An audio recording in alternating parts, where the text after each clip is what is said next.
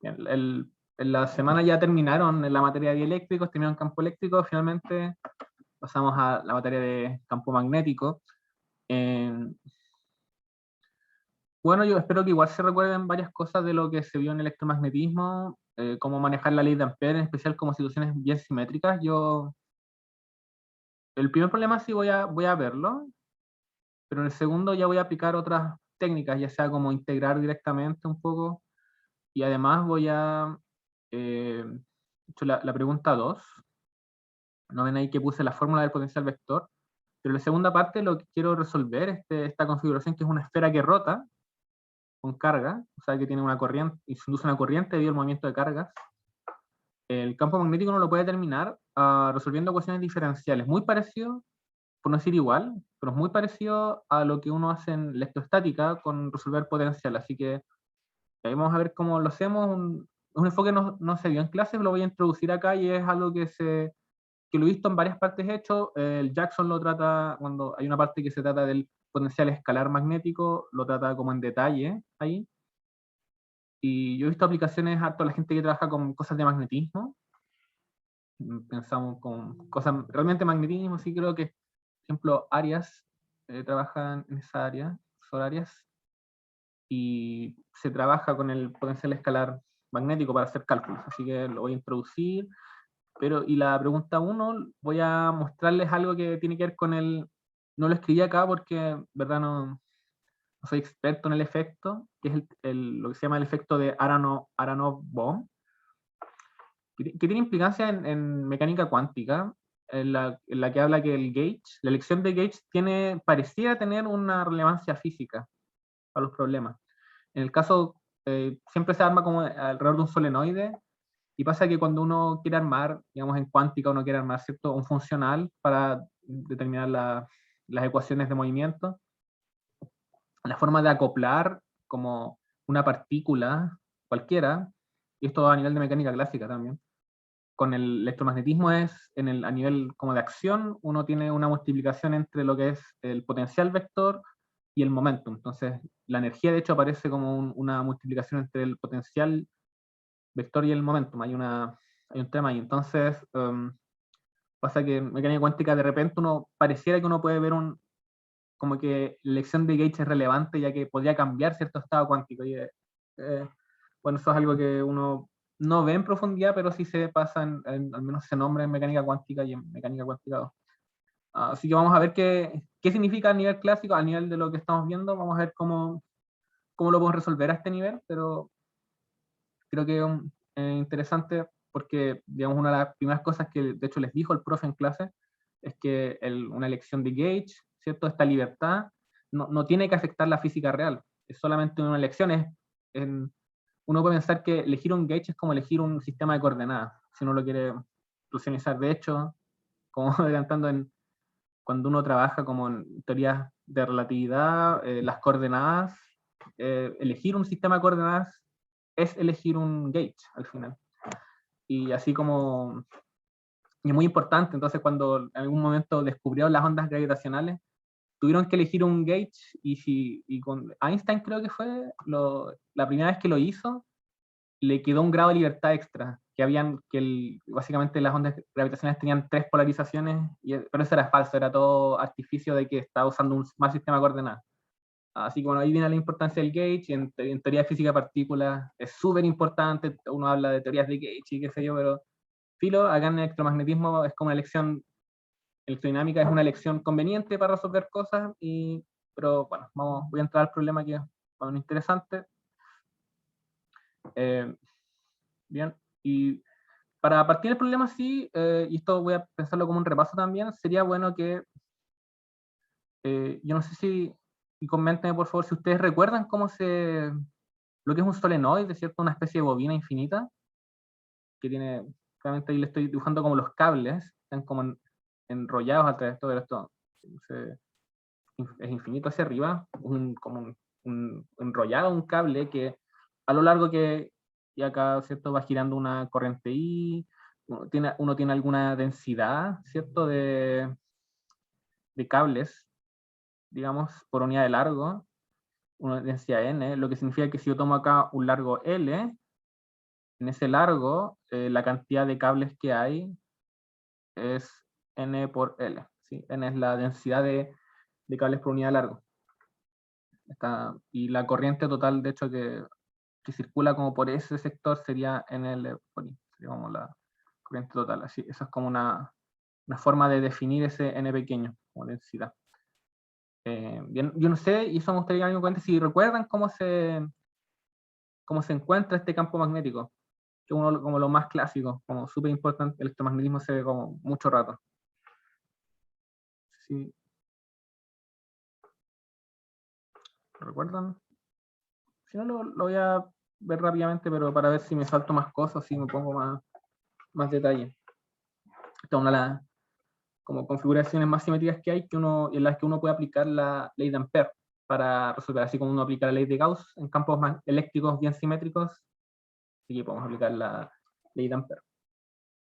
Bueno, voy a darle un poco de explicación entonces. Si uno quiere acá utilizar la ley de Ampère, y recordamos, Ampère nos dice que uno toma esta integral de línea del campo magnético, y esto tiene que ser igual a la corriente que encierra un circuito en el que estoy acá integrando, ¿no? Sí, esto sirve para calcular estas cosas, y podemos aplicarlo también a este problema. Pero antes de usarlo uno tiene que establecer las simetrías suficientes para poder despejar las cosas, las dependencias y también las direcciones que uno espera que tenga el campo magnético. Más para poder determinar eso, lo primero que uno puede decir es que debido a que esto es simétrico en Z, ¿cierto? Yo me puedo mover como a lo largo de Z, ¿cierto? Y como es infinito, tiene que ser igual, así que uno ya saca al tiro la dependencia de Z. Y además, como si yo me giro alrededor de esto, también tiene que ser simétrico, no puede depender del ángulo en que yo esté mirando. Este objeto es invariante bajo la rotación.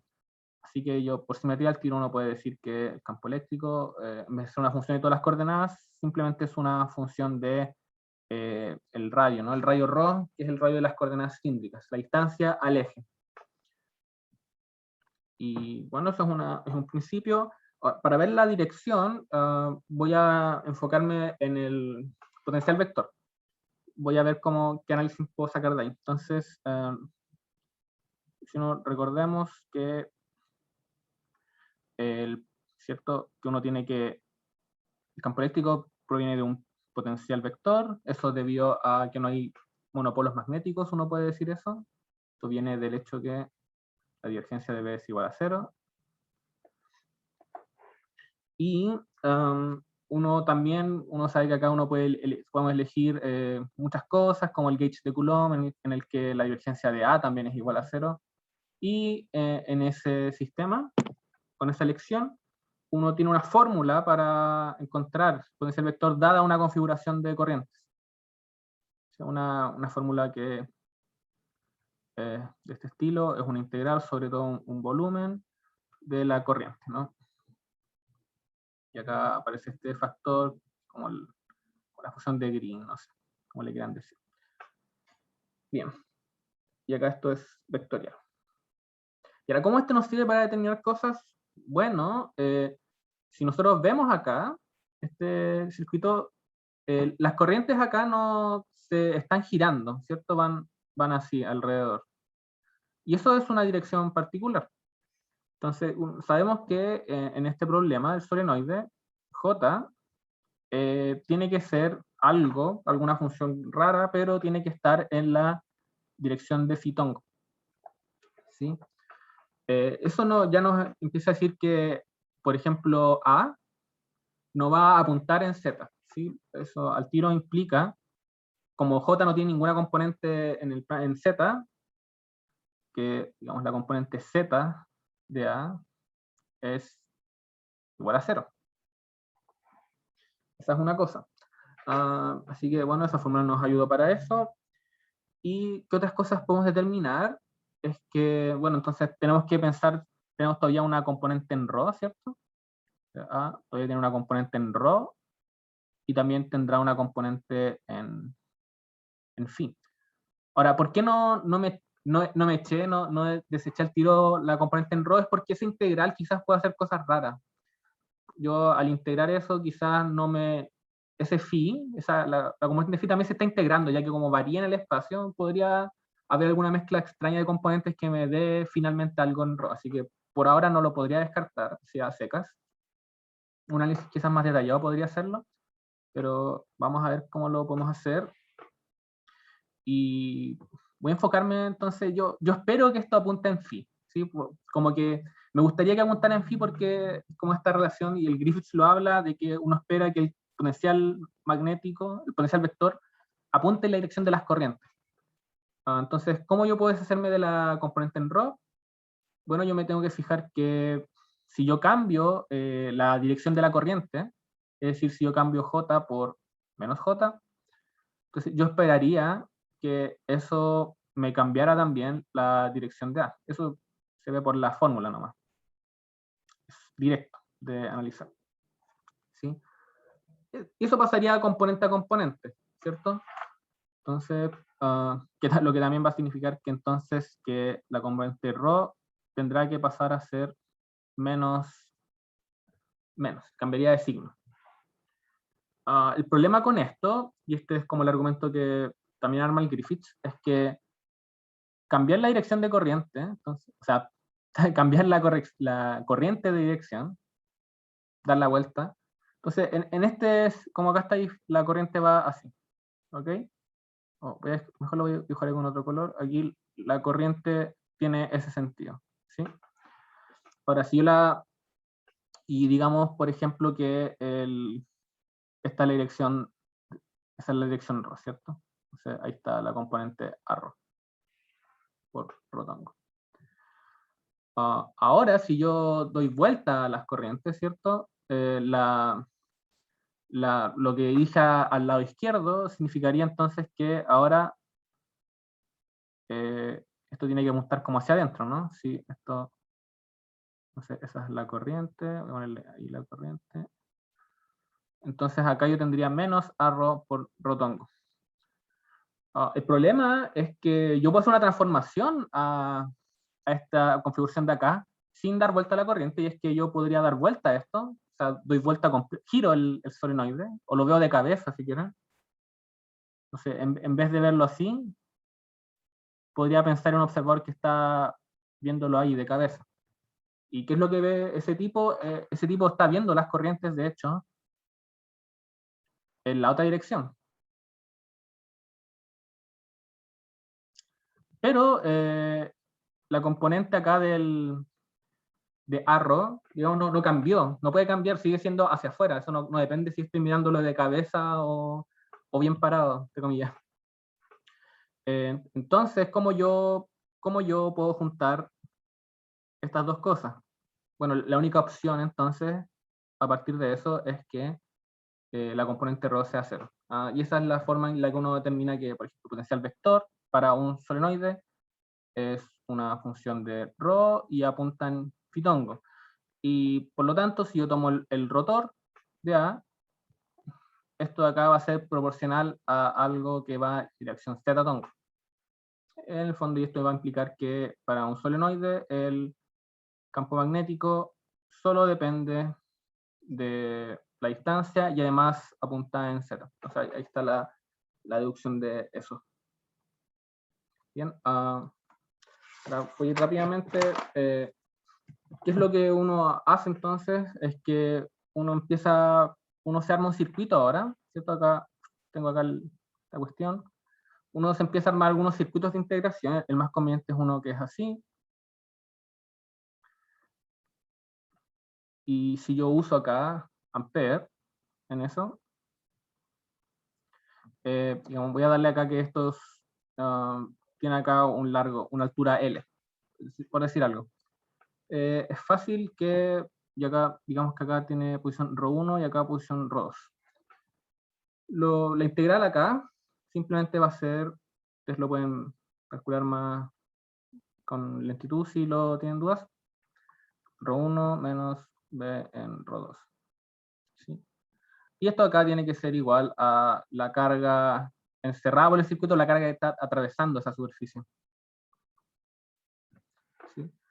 De inmediato uno ve que si uno está fuera, igual que en este dibujo, la carga encerrada va a ser 0 y por lo tanto fuera del solenoide, uno tiene que el campo magnético es en verdad constante. Voy a ponerle acá B nomás.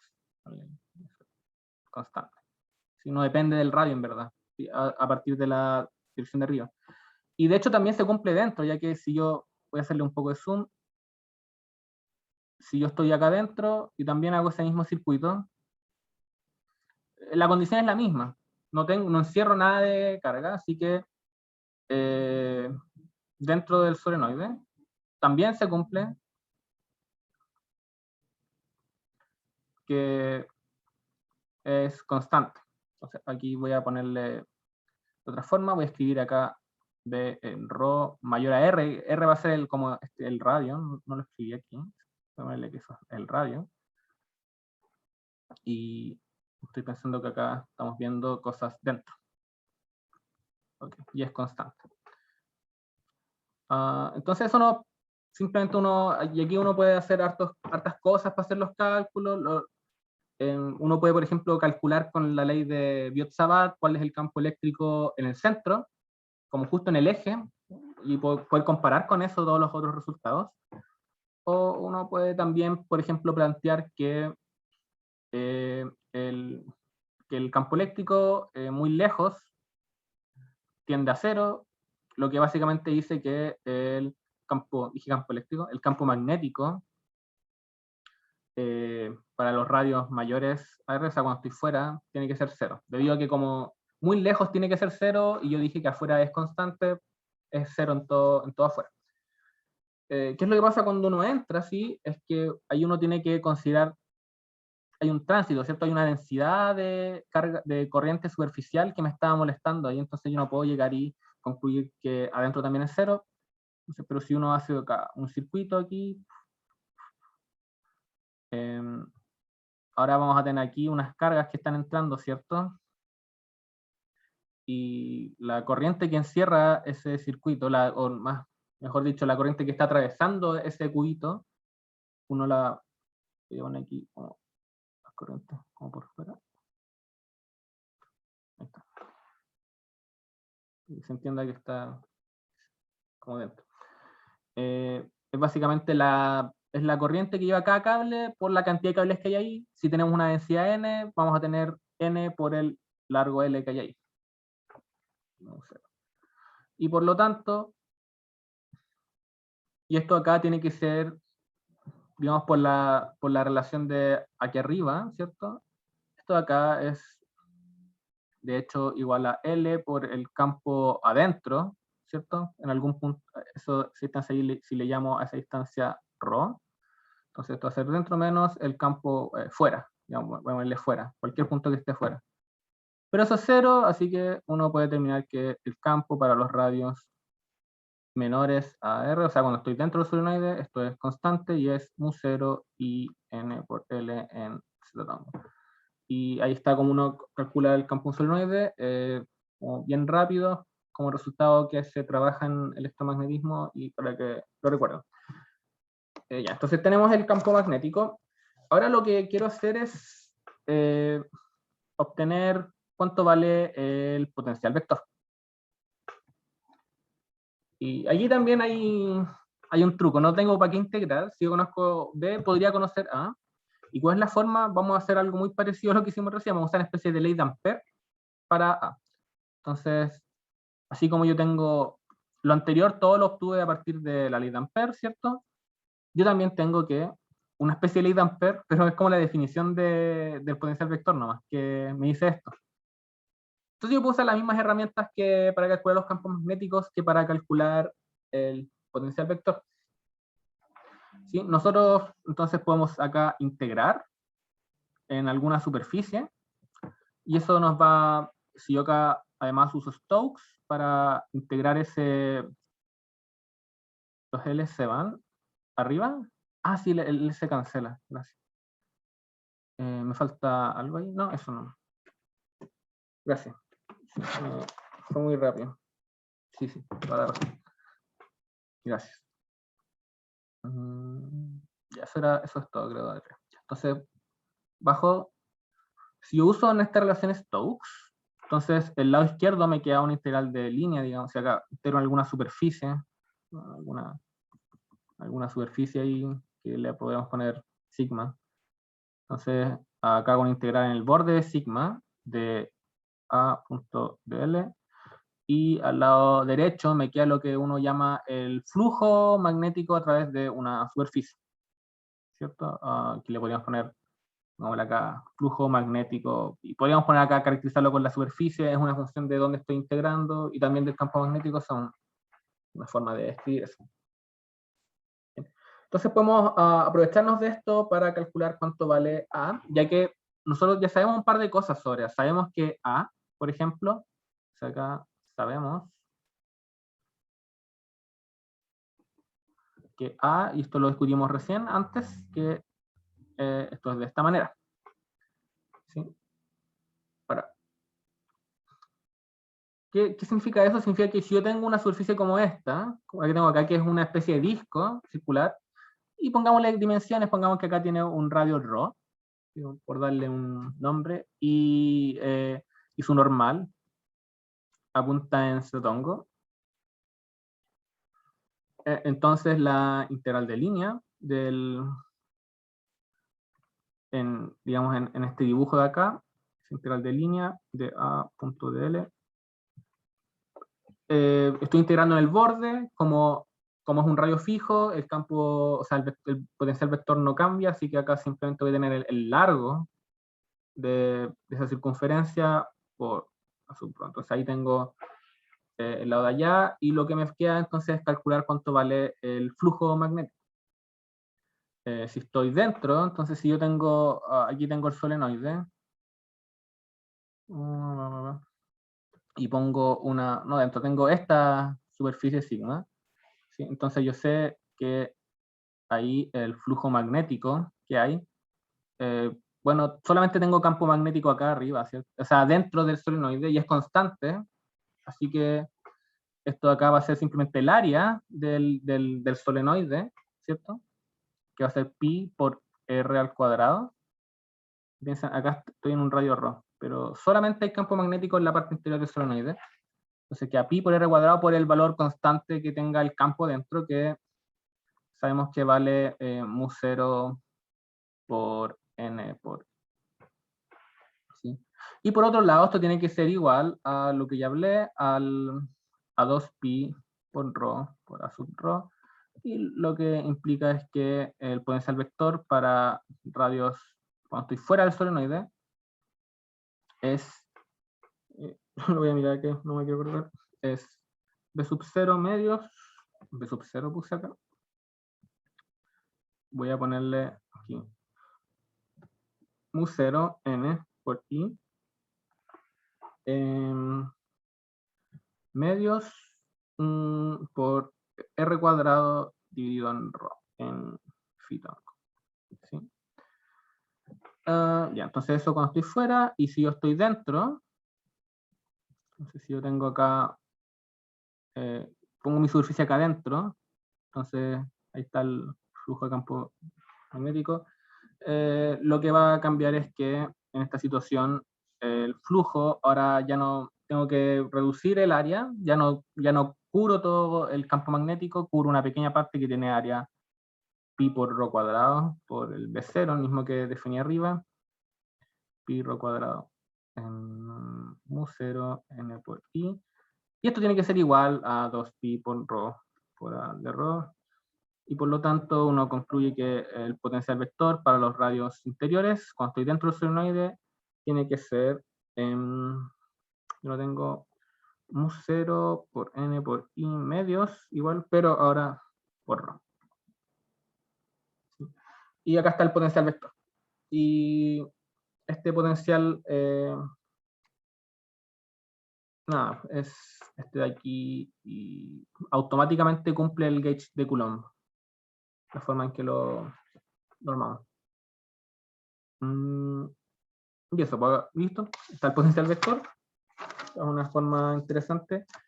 Y a mí el resultado que me interesaba de acá es porque lo que queremos ver es qué pasa con el gauge, ¿cierto? Ya les conté que voy a cambiar el gauge y algo extraño va a pasar. Voy a calcular una cantidad física, que es esto es lo que hablaba de la parte C, nos piden calcular el flujo magnético, eso ya lo tenemos. Flujo magnético, por ejemplo, en radios mayores a R, simplemente es pi r cuadrado mu 0 n por i. Ok, súper bien. Y esto también lo podemos calcular, y lo hicimos antes de esta forma, y esto acá nos quedó 2pi rho por a rho mayor a r, y si uno ingresa acá la fórmula que obtuvimos aquí arriba, nos queda exactamente pi r cuadrado mu 0 n por i. Eso es un n. Entonces, ya, ¿cuál es el brillo de esto? Es que ahora vamos a introducir una transformación de gauge. Entonces, consideremos un nuevo campo, vamos a transformarlo, va a ser el campo viejo más el gradiente de alguna función chi, y vamos a definir que esta función chi sea este número de acá. Antes de eso voy a definir esto de acá como, en fin, como es un valor constante, le pondré así el flujo, como le pongo 3 barritas. Vamos a definir chi. La función que vamos a usar es esta ahí. Menos el flujo dividido en 2pi por el ángulo. ¿Okay? Y bueno, lo que significa eso entonces que nuestro nuevo potencial vector es el potencial antiguo, más esta nueva función, que va a ser menos phi, nos queda el gradiente de phi, que es la coordenada angular. Entonces, ahora voy a poner acá, el gradiente de la coordenada angular es 1 sobre rho por fitongo.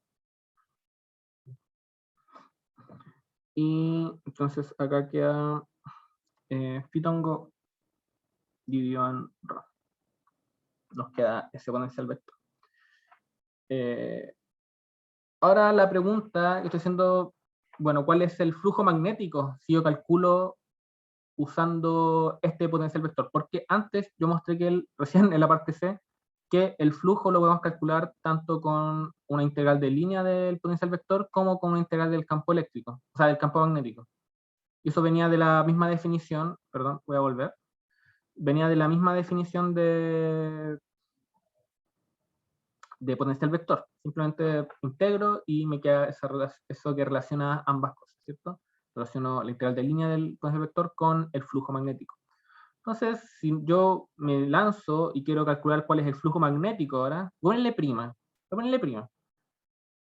Para radios mayores a R, bueno, integremos cuánto vale esto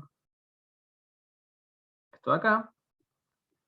Bueno, esto de acá va a ser el campo viejo, menos, digamos, la parte nueva, ¿no? Que es esto de acá. ¿Sí? Entonces, el primer resultado ya lo conocemos, sabemos que sabemos lo que da lo primero, eso lo calculamos acá arriba, es pi r cuadrado por mu 0 n por i, que es básicamente este valor de acá. Voy a poner magnético. ¿Sí? Y me queda menos phi sobre 2pi.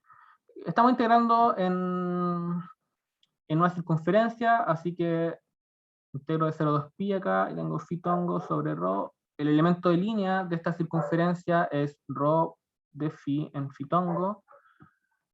Es integral, sencilla. Pueden ver ahí que de inmediato se cancela tanto ρ con ese ρ, esto de acá con eso ahí da 1, y por lo tanto el flujo magnético es phi menos phi, y esto nos dio 0. Pero que vean lo extraño de esto. Hice una transformación de gauge al potencial vector, y como resultado me cambió el flujo magnético. El flujo magnético es algo físico, algo que uno puede medir. Y el resultado cambió a pesar de que hizo una transformación de gauge que no debía haberlo afectado. ¿Qué pasó? ¿Qué pasó acá? Esto es como el efecto Aronon-Bohm, como hay una relevancia del gauge que uno usa, ¿de verdad importa? Si alguien tiene la respuesta a este asunto, o si le sorprende, en verdad. Bien loco, yo creo.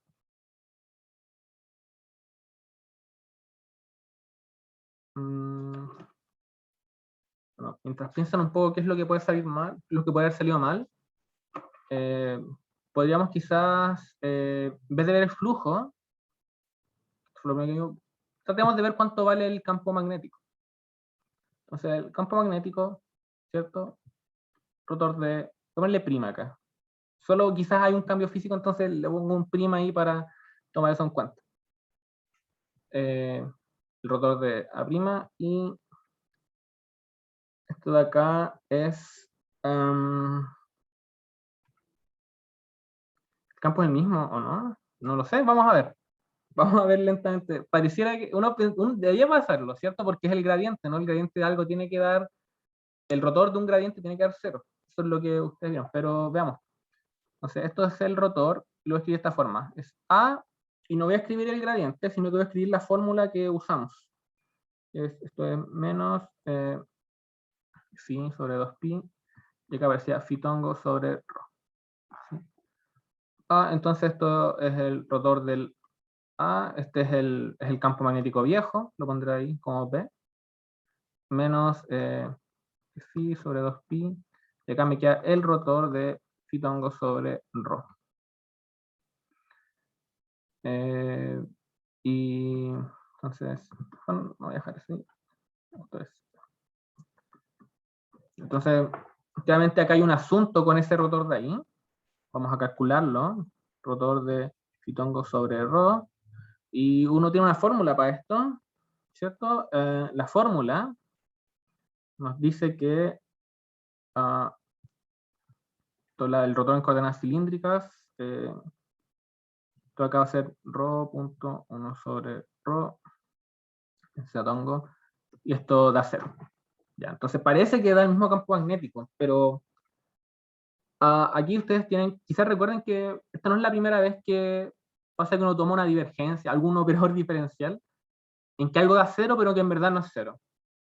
¿Sí? Y el caso, lo que uno puede pensar es que entonces aquí pasa algo muy raro cerca de ρ 0, porque esta fórmula, en verdad, solo es válida si ρ es distinto de 0, ya que en ρ igual 0, ese campo que estamos derivando, este fitongo y en ρ, está súper mal definido, como que explota, entonces quizás esta fórmula no es válida. ¿Cómo podemos darnos cuenta de esto? Y esto es básicamente lo mismo que pasó antes. Si uno toma, por ejemplo, esta integral, si uno integra en una circunferencia esto de acá, ¿sí? Punto ds. Entonces integramos esto en una circunferencia. Bueno, lo de arriba diría que esto de acá es 0, se supone. Pero si yo uso Stokes ahora, esto me queda la integral de línea de fitongo sobre ρ. Acá estoy en una circunferencia, así que para ser más explícito eso, voy a escribir acá el elemento de explícitamente. Esto sería, esto está un ρ de ρ de phi en tongo. Ahí está. Si yo hago Stokes acá, entonces me queda esta integral de phi tongo sobre ρ sobre la línea, ¿cierto? Que tiene elemento. Y voy a decir que estamos integrando, quizás sea bueno dibujarlo donde estamos integrando.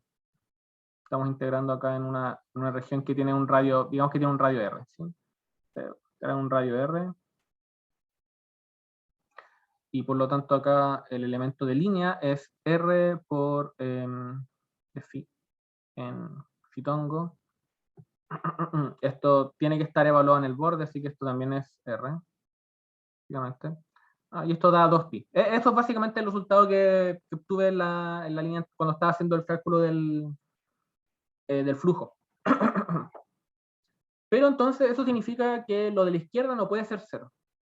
Porque si el lado derecho es algo que no es 0, el lado izquierdo no puede ser 0.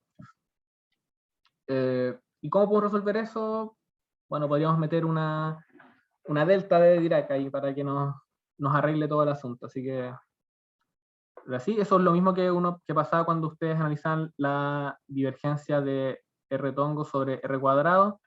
Uno podía hacer esa divergencia a 0, excepto en R igual 0, donde toma el valor de 4pi por una delta Dirac. En este caso, yo solamente, como da 2pi acá, podría pensar que puedo integrar el ángulo libremente y solamente la parte como, digamos, radial es la que importa. Entonces yo voy a proponer esta solución y van a ver qué sirve. Entonces, si yo propongo que esto vale una delta de ρ dividido en ρ, en z pongo, eso es suficiente para resolver el problema. ¿Sí? Digamos, eso ahí implica que esta integral doble, ¿cierto? Delta ρ, z tongo, de ρ, de phi, z tongo. Entonces esto va a dar 2pi por la integral en phi, ¿cierto? La integral de ρ la va a dar 0 hasta r, 0 hasta 2pi. Y queda por la integral de delta ρ, ¿cierto? De ρ entre 0 y r. Y vamos a poner que eso es 1. Y ahí está. Entonces esa función lo resuelve. Y si volvemos hacia atrás, entonces, con esta información que hemos ganado, sabremos entonces que el nuevo campo magnético, en verdad, es el campo magnético viejo, pero hay una nueva contribución que es menos phi 2pi delta ρ sobre ρ. Perdón. Entonces la elección de Gauge, en verdad, nos está cambiando el campo magnético y tiene que ver con que no es un buen cambio. ¿Sí? Hay cosas malas pasando en nuestra transformación de Gauge. ¿Y cuáles cosas malas están pasando? Bueno, ¿cuál es la función que nosotros elegimos para cambiar el gauge? Entonces, recordemos, tenemos A' igual a más el gradiente de chi, y elegimos chi como algo que era proporcional a phi, al ángulo. Y pasa ahí, ese fue el gran error. El ángulo, como la función ángulo no está bien definida, porque la coordenada angular no se comporta bien en R igual 0, ¿cierto? Básicamente, si yo tengo un punto que está en el origen, yo le puedo asignar cualquier ángulo y va a ser igual de válido. Entonces, no bien definido, por acá, no bien definido. Suena muy mal eso, no bien definido. Definido en ρ igual a 0. Y eso se expande más aún si uno toma ese gradiente, ¿cierto? Que iba a ser proporcional a Fitongo sobre ρ. Eso ya está doblemente mal definido porque Fitongo de nuevo sufre los mismos problemas de Phi.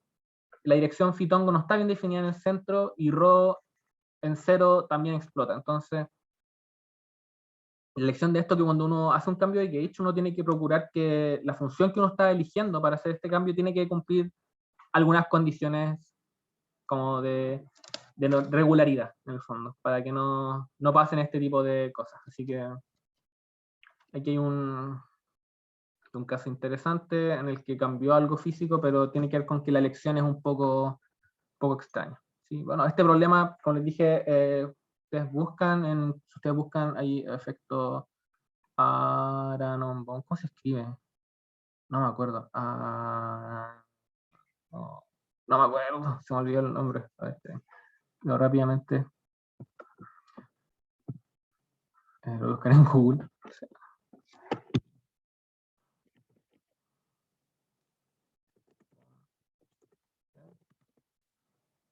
Es Aronoff. Aronoff. No está tan mal. Es efecto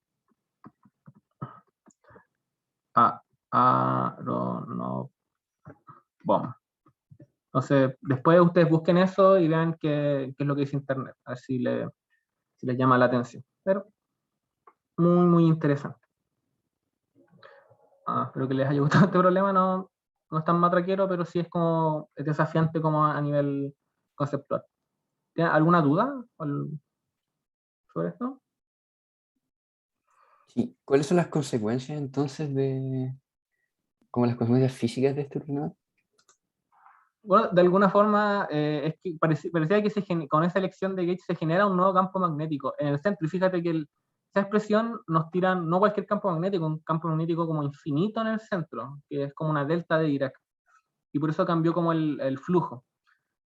Ahora, este problema es bien discutido, así que no tengo como una respuesta seca. Me pareció interesante trabajarlo, pero en particular uno tiene que pensar que este tipo de cosas son súper, ¿cómo se dice? Eh, Patológicas. Entonces uno cuando trabaja en verdad, uno no está muy pendiente de esto, estas cosas pasan muy poco y nada de eso. No sé qué otra forma de pensarlo, quizás como que cambia un poco la topología de los campos magnéticos, entonces como es problemático, problemático. Pero como dije, busquen el efecto en Google para ver las discusiones, porque en mecánica cuántica tiene también su discusión propia. Hay discusiones cómo se resuelve esto, no es como algo que esté tan fijo, según yo, al menos yo no tengo la respuesta concreta, pero sí les quería dejar planteada como esta problemática, que eso se lo pueden plantear al profe también, a ver cuál es su opinión. Sería interesante, el profe cacha infinito, así que eso. Eso es lo que Ya, les puedo decir. vale, gracias. Pero al menos lo que les puedo decir sí es que esa elección de Gauge es problemática porque no está bien definida en R igual 0. Así que ahí uno puede pensar, cada vez que yo hago un cambio de Gauge, tengo que fijarme que la función que estoy eligiendo esté bien comportada, sea regular en todos lados. Bueno, eso es como lo que puedo decir por ahora. Así que, ya. Entonces, el siguiente problema que quiero tratar es un tema más mataquero. Y lo voy a hacer de dos formas. Este es cuando uno tiene un cascarón esférico, pero que está rotando. Entonces, tendrá un radio R. Y además tiene carga superficial. Entonces, esto acá rota, ¿cierto? Tiene carga superficial. Ustedes saben, algo que rota y tiene carga, tiene movimiento de cargas, es decir, tiene corriente. ¿Cómo calculo el campo magnético de esta configuración? Vamos a hacerlo de dos formas. Más que el campo magnético, voy a dejar listo para calcular el campo magnético, pero dejaré como la parte más difícil. Entonces, lo vamos a hacer de dos formas. Primero vamos a usar calcular el exponencial vector en el gauge de Coulomb, donde tenemos esta relación. Lo voy a escribir como algo no volumétrico, sino algo en una superficie. En este caso, la superficie es la esfera. Podemos calcular usando esta función. Y también podemos hacerlo mediante las ecuaciones de Maxwell. Entonces, vamos a usar igual 0 y el rotor de B igual a mu0 igual a J. Parecía que es lo mismo, pero le podemos dar un pequeño truco. Entonces, ya. Entonces, y en la parte A, en verdad, prepárense, le voy a meter varios golazos, pero después pueden ver algo mejor. Hay una forma directa de hacerlo. Primero, lo primero que uno necesita es conocer cuánto vale la densidad de corriente superficial. Entonces, quizá uno recuerda que una densidad de corriente si uno tiene cargas en movimiento, uno simplemente dice que, bueno, entonces ρ, perdón, uno dice, por ejemplo, que si uno tiene saca un montón de cargas que se están moviendo hacia allá, entonces, un montón de cargas con velocidad v, entonces uno sabe que J, que la corriente va a ser simplemente la densidad de carga multiplicada por la velocidad que tenga cada una de esas cargas. O sea, la fórmula. Pero hay otra forma de hacerlo también. O sea, no hay otra forma, pero para el caso de corrientes superficiales va a ser lo mismo. Si uno tiene una lámina, por ejemplo, con densidad sigma y todas se mueven a velocidad v, entonces uno tiene que K va a ser simplemente sigma por v. Entonces eso es lo que vamos a hacer acá. Si nosotros, por ejemplo, aquí en este caso va a ser muy sencillo llegar a esta fórmula porque como tenemos una esfera que rota a una velocidad angular constante, yo quiero caracterizar en el fondo, lo voy a poner acá para que sea menos general. Yo puedo caracterizar entonces todas estas corrientes aquí que van, ¿cierto? Bueno, las que están en el ecuador se mueven más rápido que las que están en los polos, eso es lo que algo sabemos, y entonces yo pongo acá, estoy describiendo todos los puntos que hay en la superficie, bueno, un R', ¿sí? Porque como también es algo que se integra, podríamos ponerle R' al tiro. Ahí podríamos tener el eje donde está omega. La velocidad que lleva una partícula en el punto R' es simplemente, la velocidad que lleva una partícula en el punto R', uno la puede escribir simplemente como omega cruz este radio. O sea, como la fórmula. O otra forma de verlo que es que si uno elige como coordenadas esféricas, acá y le pone acá el eje Z,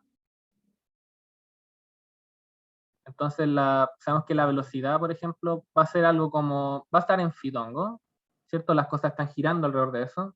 ¿Qué magnitud tendrán? Bueno, tiene que ser proporcional al radio, ¿cierto? Entonces, acá hay una esfera, una media esfera, tiene que ser proporcional a ese radio, ¿cierto? Por la velocidad angular. Entonces, ese radio de ahí es de hecho R por seno de teta. ¿No? Ese radio ahí es de hecho R seno de teta. Y por lo tanto uno puede escribir la velocidad también como omega R seno de teta.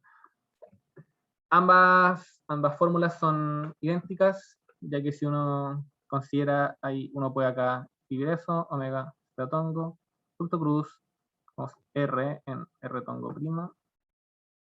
Vamos a obtener lo mismo de acá abajo. Así que listo, ahí está casi todo hecho. Significa que en este caso la densidad superficial de carga va a ser simplemente sigma acá, omega cruz R, o también sigma R omega seno de teta infitón. O sea, son dos formas equivalentes de escribirlo. ¿Sí? Donde acá el vector R está evaluado en la superficie de la esfera. Entonces, evaluado en superficie de la esfera. Ya. Entonces, si quieren ver, ustedes ingresan esto acá, lo meten a la fórmula que puse ahí en A. Pues hay que elegir bien los ejes. No, el eje Z no es conveniente elegirlo donde está omega. Siempre es conveniente elegirlo donde está el radio que uno está mirando. Porque así uno puede, básicamente, cuando uno está haciendo esas integrales, ¿cierto? Uno tiene dos radios, ¿cierto? Tiene el radio R de observación y tiene un radio R' que recorre todas las cargas. Siempre es bueno elegir este eje como el eje Z. Es lo mejor. Y no va a coincidir con el eje de la velocidad angular. Así que ese es el único ojo que hay que tener. El resultado de esa integración lo pueden ver en el Griffiths. Y yo voy a hacer esta integración, pero lo voy a hacer de una forma más entretenida. Pero si vean igual, revisen el ejemplo 5.11 del Griffiths. Entonces un 5. Griffiths. ¿Sí? Denle una ojeada a eso. Y yo ahora voy a hacerlo de una forma más extraña. ¿Por qué no? Entonces, acá lo pueden ver la integración. Básicamente ahí lo que van a ver es esta integración. Está hecho. Yo voy a dejar un poco esto de... Voy a introducir primero, en vez de trabajar con K, quiero trabajar con J. Quiero J. Una forma de hacer esto es, como ustedes saben, cuando uno tiene cosas de menor dimensión, ¿cierto? Superficiales o puntuales, uno empieza a meterle deltas de Dirac a estas cosas para que uno vuelva a lo volumétrico. Entonces podría pensar quizás que esto es simplemente K multiplicado por, forzando a que estemos en la superficie de la esfera. O sea, acá, ¿cómo se dice esto? R menos R, ¿sí? Entonces ahí estoy forzando que K se encuentre evaluado en esa, como solamente, que J solamente exista en R y que tenga, sea una densidad muy grande que básicamente colapsa una densidad superficial. ¿Es esta fórmula válida? Podemos compararlo, así como podemos hacer una pequeña comparación. Entonces, siempre que uno mete delta de Dirac, a mí me gusta compararlo con hacer algún ejemplo en que uno sepa qué es lo que va a dar para ver si está bien. Entonces, por ejemplo, tengo la superficie de la esfera, y yo sé que acá van pasando corrientes así, ¿cierto? Si yo quisiera, por ejemplo, si tomara acá una superficie como de este estilo, ¿sí? Esa superficie sigma, yo sé que la corriente total que pasa por sigma, eh, si yo tengo K, yo simplemente tengo que sumar la corriente de acá, más la corriente de acá, más la de acá, la de acá, la de acá, porque es superficial. Eso simplemente es algo que uno puede escribir como de esta forma, por el elemento de línea, ¿sí?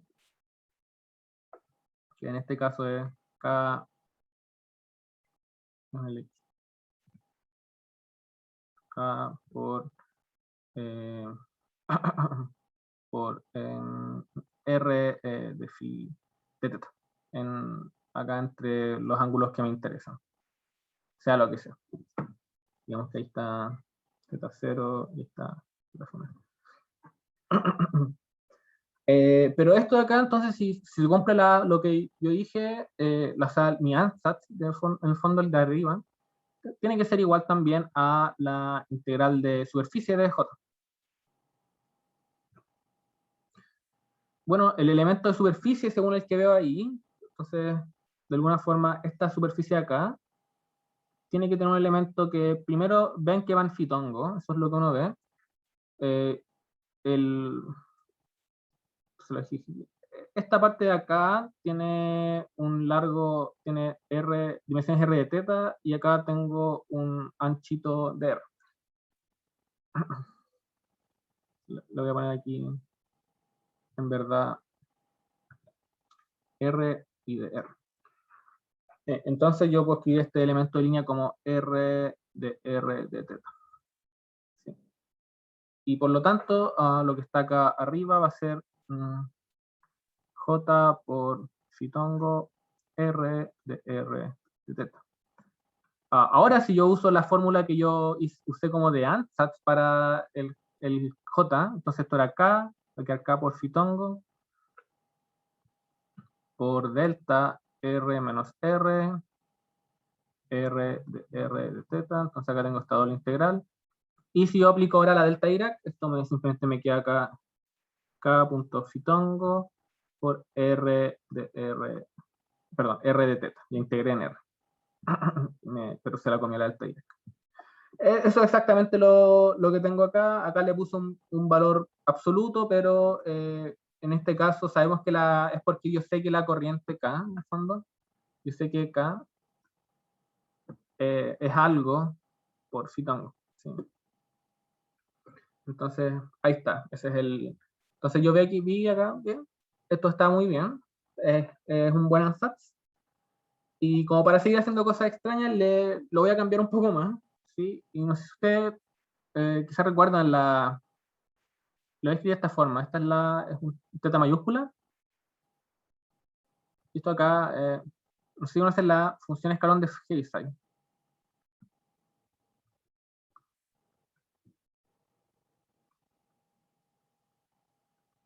Esta función escalón es fácil porque simplemente vale 0 cuando es cuando el argumento es negativo y vale 1 cuando el argumento es positivo. Esa es la definición de Heaviside. ¿Sí? Entonces ahí, de x va a ser igual a 0 si x es menor a 0, o 1 si x voy a ponerle mayor o igual a 1. Bien. Una de las relaciones que uno puede determinar y que se usa mucho en física es que la derivada del Heaviside es la delta Dirac, de hecho. Básicamente uno puede pensar acá que aquí hay como que acá toma, como que la derivada es infinita en 0, ya, delta Dirac. Es 0 en todas partes menos 0, donde hay un salto muy brígido. Entonces, esta es una propiedad que uno utiliza, y la voy a utilizar acá para escribir lo anterior. Ahora nosotros no tenemos eso, tenemos delta R menos R, que es una función de 3 variables, de hecho, porque R es X, Y Z. Entonces, en verdad quizás lo que voy a observar es que si yo tomo un gradiente, como eso es lo correcto cuando uno trabaja más dimensiones, el gradiente de un Heaviside, quizás evaluado en R menos R, por ejemplo, o de hecho voy a trabajarlo de esta forma. Voy a ponerlos al revés, pero solamente porque va a ser conveniente más adelante. Este gradiente acá, bueno, para verlo más fácil, acá uno lo voy a escribir de esta forma. Esta es una forma también de escribir como gradiente, como que también se usa harto y sirve para visualizar bien como algunas reglas de la cadena. Pero como lo ponen así, como la derivada respecto a un vector, R. Bueno, esto acá siempre tiene que ser la derivada de Heaviside evaluado en R menos R, multiplicada por el gradiente de R menos R, y eso de ahí simplemente la delta Dirac en R menos R, por el gradiente de esto que va a ser menos, el gradiente de R es R tongo. Y esto acá es lo mismo que menos, la delta Dirac no cambia de signo con su argumento, es lo mismo que menos delta R menos R, R tongo. Entonces una propiedad, ¿por qué voy a usar esto? Porque ahora voy a escribir la corriente de esta forma tan curiosa, voy a escribirla usando esto de acá. Entonces tenemos K, y K tenía un valor específico, tenía el valor de sigma omega cruz R. Yo tengo esto acá, ¿cierto? R menos R. Y yo acá, por ejemplo, podría hacer un pequeño cambio aquí. Podría, en vez de poner eso, vamos a ponerle aquí R, R, R tongo. Entonces aquí indican que esto es menos sigma omega sigma R omega cruz el gradiente de Heaviside por R menos R. Ya estoy usando todas las propiedades. Ya. Y esto ¿y qué pasa si escribo eso? Entonces lo voy a volver a escribir acá. Tenemos J igual a menos sigma R omega cruz el gradiente de θ de R menos R. Y vamos a calcular el potencial vector. Para con esto acá, esto es mu 0 sobre 4pi, la integral de volumen, ¿cierto? Y tenemos aquí menos sigma R omega cruz el gradiente de Heaviside R menos R, dividido en R menos R'. Esto es R', ¿cierto? Ahí tiene que ser R' ahí porque estoy tengo que evaluar la corriente en R'. Entonces acá puedo sacar lo otro hacia afuera, sigma R omega, cruz, acá está esta integral de acá. ¿Sí? Aquí voy a proceder rápidamente, voy a hacer una integración por partes, y este gradiente está tomado respecto a la coordenada prima. Y aquí lo que voy a hacer es que haré una integración por partes, aquí, integración por partes, y lo que queda es cambio el signo, ¿cierto?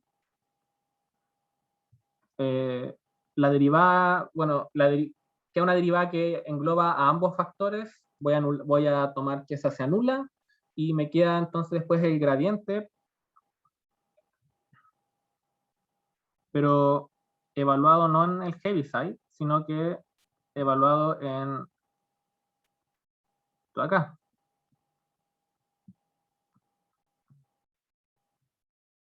Y eso es algo que hayan visto.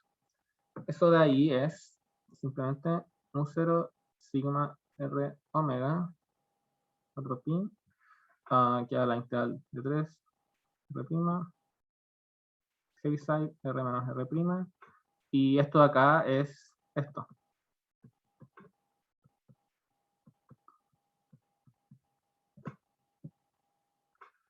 ¿Y cuál es el efecto del Heaviside? Recuerden que esto es 1 si básicamente lo de adentro es positivo. Si R es mayor a R', o mejor dicho, es 1 si R' es menor a R. Por lo tanto, esa integral es simplemente una integral en producto cruz. Aquí así, 4pi. Es una integral cuando tengo radios menores a R, R', R menos R', R menos R', elevado a 3. Bien. Y la gracia acá es que esto de acá, imagínense que acá hay un ρ 0, acá hay un epsilon 0, eso de ahí es un campo eléctrico, ¿sí? Solo que no tiene ni el ρ 0 ni el epsilon 0. Es el campo eléctrico de una esfera con una densidad de carga uniforme. Entonces tenemos acá una densidad de carga uniforme, ponemos ρ 0 igual a 1, ponemos epsilon 0 igual a 1, y el campo eléctrico entonces es igual a 1 sobre 4pi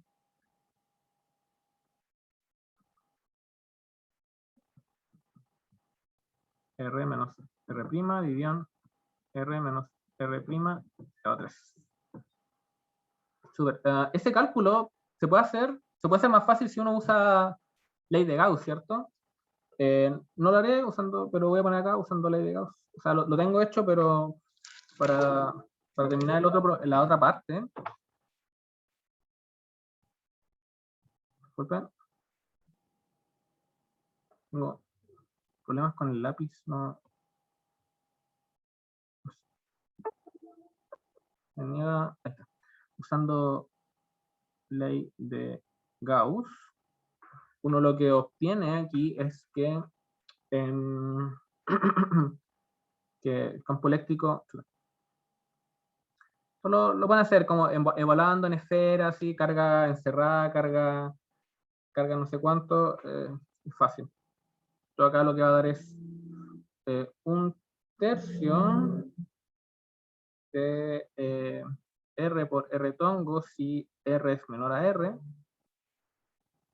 o 1/3 de R a la 3 sobre R cuadrado de R tongo si R es mayor a R. Así que usando ese resultado, que es el mismo que aparece en la integral, vamos a concluir que entonces que A va a ser esto, va a ser mu 0 sigma R omega tercios producto cruz. ¿Con qué? Bueno, acá va a depender los casos. si estamos en, voy a ponerle R acá, ¿cierto? Porque R es R tongo. Si estamos en radios menores a R. Y para radios mayores a R, esto va a ser R a la 3. Y ya agrego un factor extra para tener eso también. ¿Sí? Y ahí está el potencial vector. Y uno puede obtener el campo magnético tomando su rotor. Si no lo voy a hacer. Y si ustedes revisan el Griffiths, este resultado es el mismo que ellos obtuvieron, que obtienen en el libro. Así que ese resultado está bien. Metí un par de golazos ahí, no sé si las habrán visto. Yo brevemente les comento que lo más arbitrario acá fue la integración por partes. Acá hay algo extraño pasando, y lo otro es la elección de este argumento. Porque yo puse R menos R pequeño, pero si hubiera puesto al revés, la integral hubiera quedado distinta, en otro dominio, y eso pareció extraño. ¿Cómo resolver eso? No lo sé, en verdad, lo estuve pensando todo el rato y pareció que hice demasiadas elecciones muy convenientes, pero que llegaron al resultado correcto. Así que, curioso. Bueno, eso es una forma de hacer esa integral sin tener que hacer la integral realmente que uno quería. Pero si revisan el Griffiths, como les dije, van a encontrar la integral bien hecha y da el mismo resultado. Ya, entonces, integración ahí fome. En el ratito que queda, bueno, acá también pueden, si ustedes pueden analizar esto, pueden identificar rápidamente cuánto es el momento magnético. De acá, ustedes ven la fórmula, cuál es el potencial vector de un dipolo magnético, y tienen que obtener, esto de acá es 4 pi sigma tercios r a la cuarta omega. Sí, eso es. Uno lo puede deducir de la forma del potencial vector. En la parte B, en este ratito que queda, la idea era resolver el mismo problema, ¿cierto? Pero con otro método, y esto es usando las ecuaciones que rigen esto. Entonces, en todas partes, menos en la superficie, se cumplen estas dos ecuaciones, porque no hay corriente. Menos en R igual a R, donde el rotor debe igual a, donde tengo que tomar en cuenta que hay unas cargas ahí. Entonces, salvo una superficie, nosotros sabemos cómo resolver eso de ahí, porque nosotros ya hemos resuelto las 3 o 2 clases anteriores, resolvimos problemas en los que teníamos esto de acá. Bueno. Eso es lo que motiva a definir un potencial escalar magnético. Y esto es solamente para como temas de cálculo, es muy útil para algunos cálculos. Lo voy a adelantar, solamente sirve si uno tiene como regiones bien delimitadas, con cargas, con densidades superficiales. Si uno tiene densidades como volumétricas o densidades lineales de carga, esto se vuelve más complicado, porque una densidad lineal de carga causa que este potencial escalar se vuelva multivaluado, no esté bien definido. Como que cambia un poco, en el fondo, la topología del espacio, y se vuelve complejo de resolver. Entonces, pero en este caso sí, porque tenemos una superficie que nos separa dos regiones del espacio bien delimitada. Entonces yo puedo trabajar adentro y afuera del cascarón esférico y no voy a tener problemas. Entonces, si yo defino eso, básicamente tendré que la ecuación, que es válida para R distinto de R, es decir, en los radios interiores y los radios exteriores, se cumple que tengo que resolver la ecuación de Laplace. Ahora, como este problema, si ustedes se fijan, omega, si uno elige acá esto en z tongo, uno tiene básicamente una simetría axial, ¿no? Uno sabe que phi no debería depender del phi, digamos, no debería depender del, por simetría,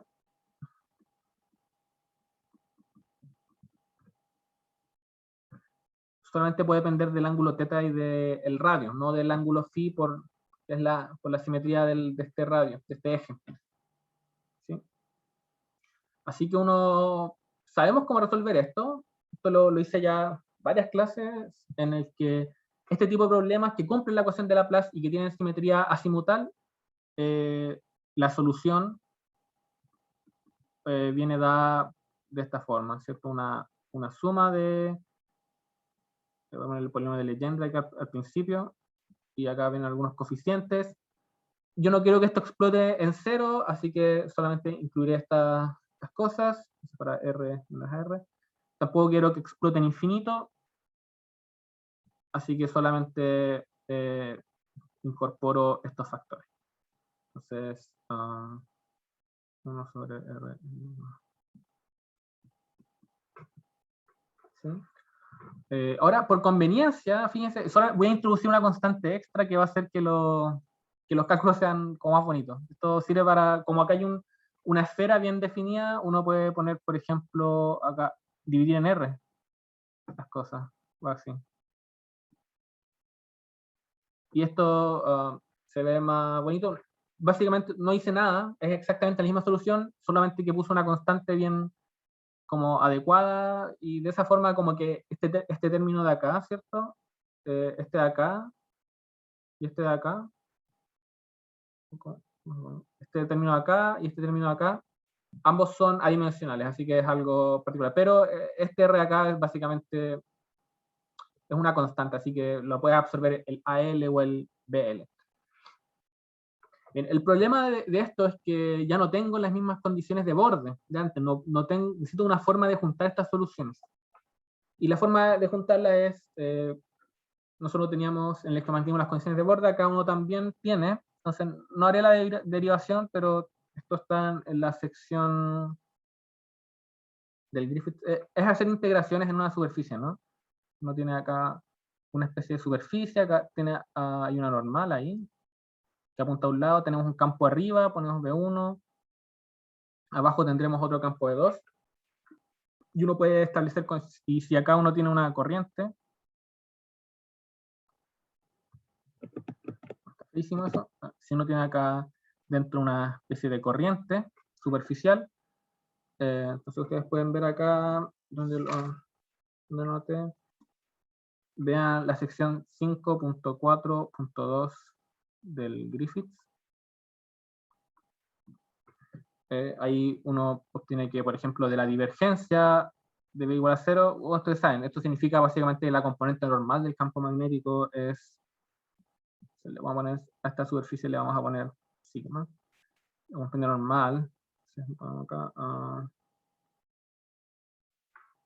B1 menos B2 igual a 0, igualado a la superficie, y el rotor de B igual a 0J. Esta condición implica que la componente paralela o tangencial a la superficie es constante, lo que se puede escribir de esta manera. O sea, la componente paralela tiene una discontinuidad debido a la presencia de una corriente superficial. O sea, acá vamos a ponerle 1 a menos 2. ¿Sí? Y esto es igual a superficie, esto va a ser igual a mu0 por la corriente superficial. Entonces tenemos estas dos condiciones de borde que se traducen a nuestro problema de distinta manera.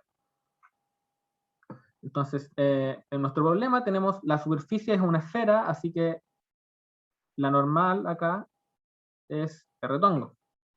La condición de que la normal, en el fondo, sea continua, que la componente normal del campo magnético sea continua, va a significar que la derivada normal del potencial sea continua también. Entonces vamos a poner acá.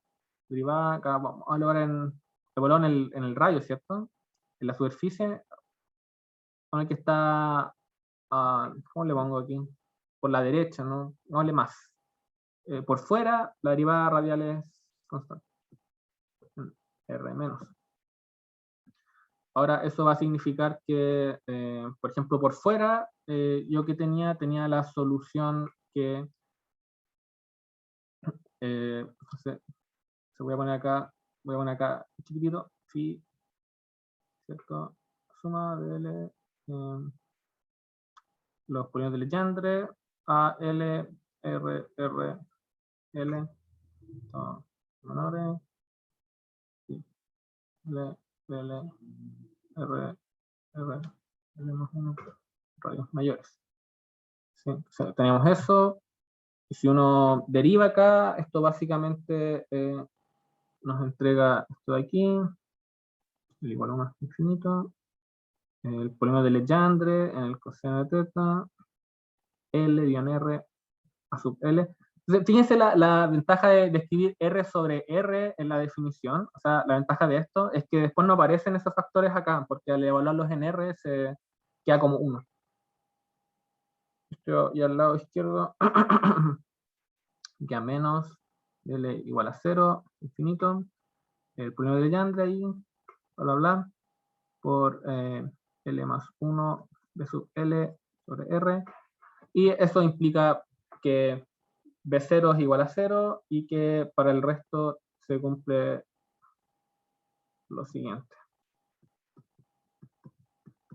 ¿Sí? Donde hay despeje. ¿Sí? Esto debido a la ortogonalidad de los polinomios de Legendre, yo puedo igualar como componente a componente, si los pienso como una base. La otra condición, la condición de n cruz B1 menos B2 igual a mu 0 por K. Entonces, como recordemos, n es igual a R tongo.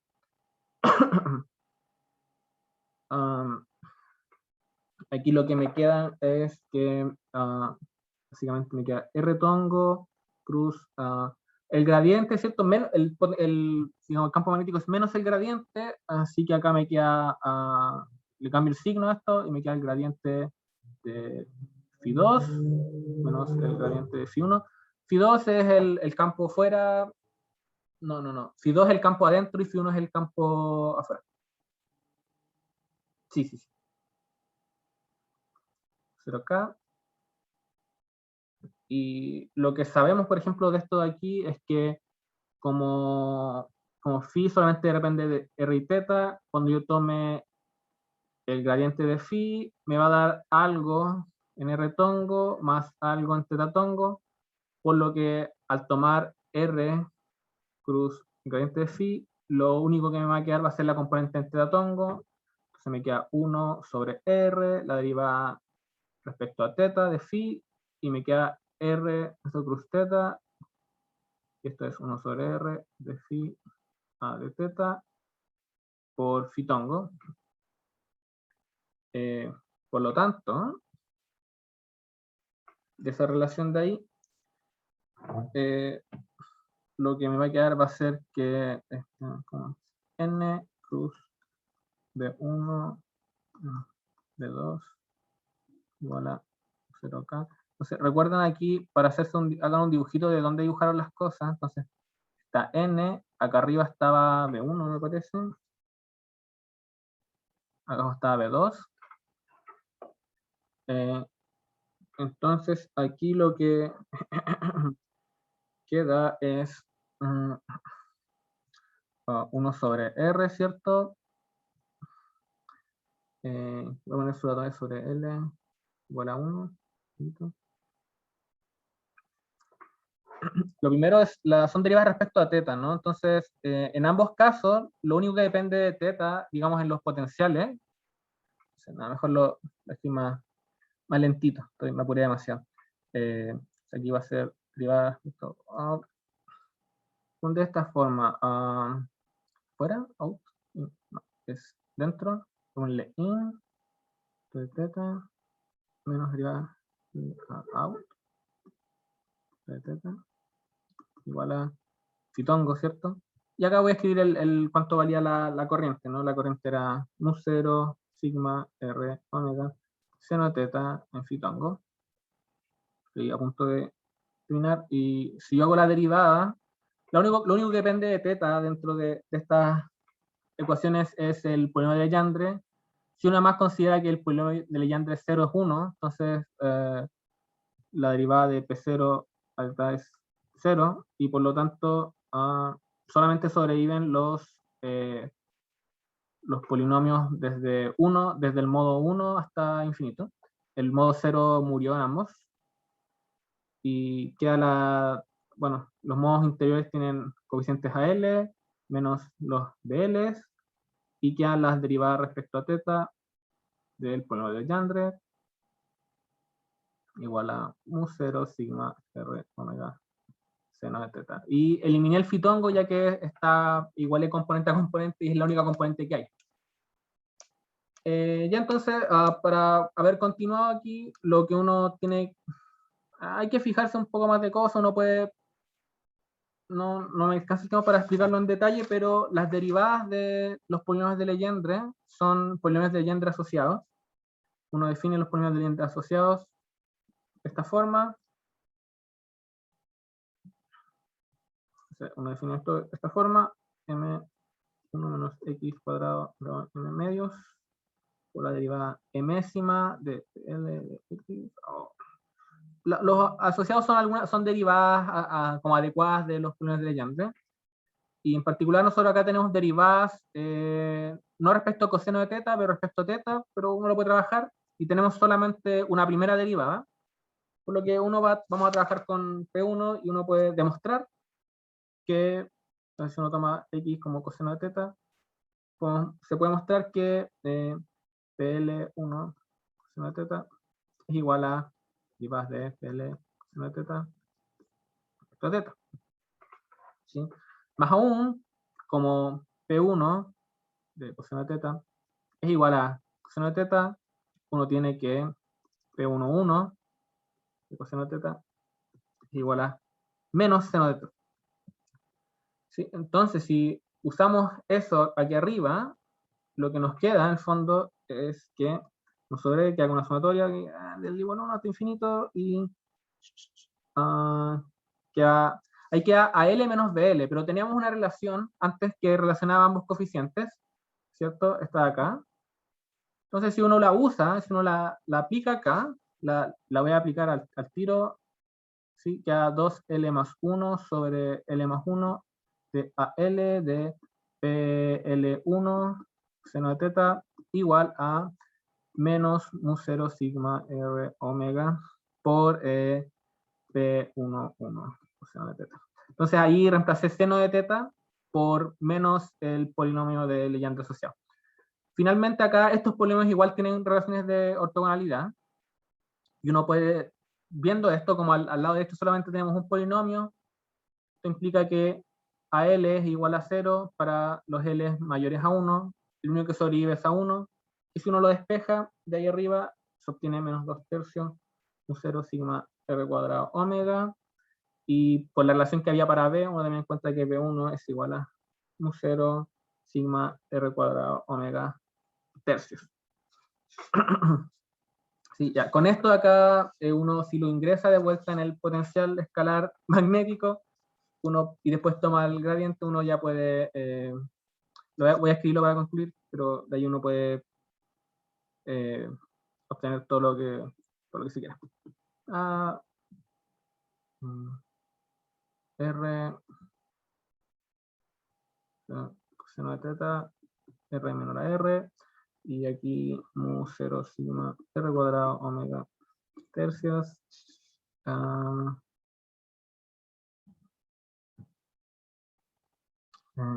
Acá R a la cuarta, 1 sobre R cuadrado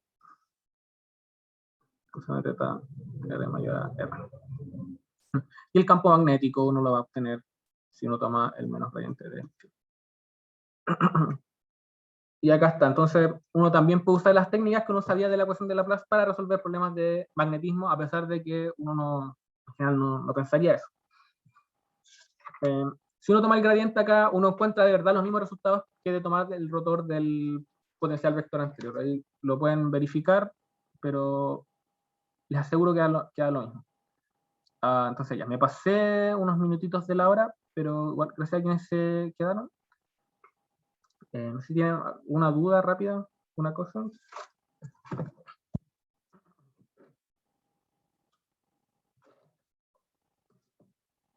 Sí, a mí se me olvidó. ¿Cómo era que podíamos decir que el campo magnético era el gradiente de un potencial?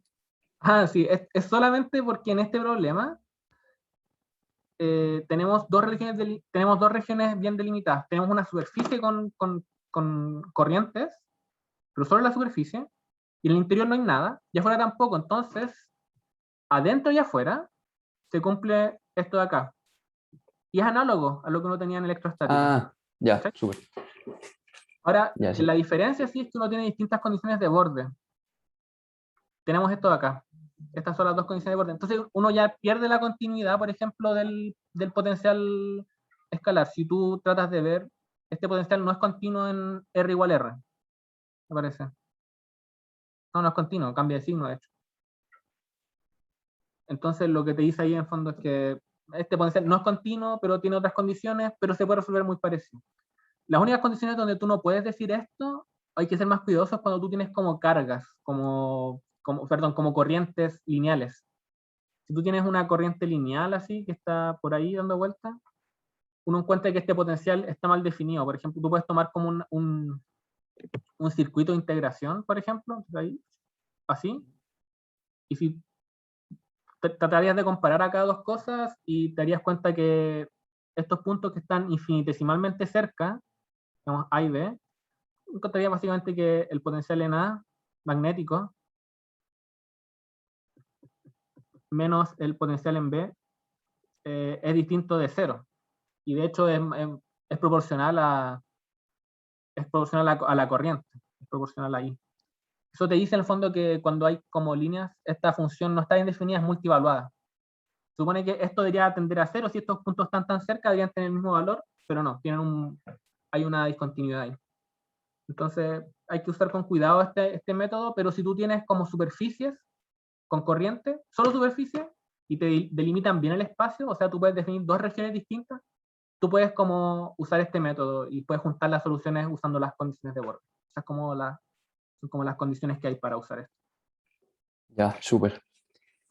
Eso. Ya. Sí, muy tarde ya. Si tienen dudas de la tarea, escriban al correo nomás y nos estaremos viendo ya prontamente. Cuídense harto. Hay seminario ahora en un rato, vayan también. Sí, bueno, yo recomiendo ir viendo los seminarios. No va tanta gente y como no tienen que entender todo, pero pueden tragar información ahí y es divertido ver qué es lo que está haciendo la física. Y de repente uno ve cosas que uno ve en la materia y eso es choro ver como el reflejo de cosas como teóricas en trabajos reales. No sé. Ya, eso es. Yo ya voy a cortar.